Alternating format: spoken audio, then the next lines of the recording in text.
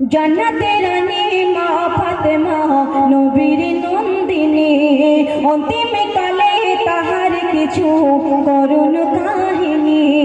নবী যেদিন দুনিয়া ছেড়ে নিয়েছে বিদায়, জানিয়ে গেছে মা ফাতেমার মওতের সময়। 6 মাস পরে ধরা ছেড়ে যাবে গো পরদায়, তাহার তরে তার নবী থাকিবে অপেক্ষায়। ফাতেমা খাতুনে ফাতেমা, ফাতেমা খাতুনে ফাতেমা।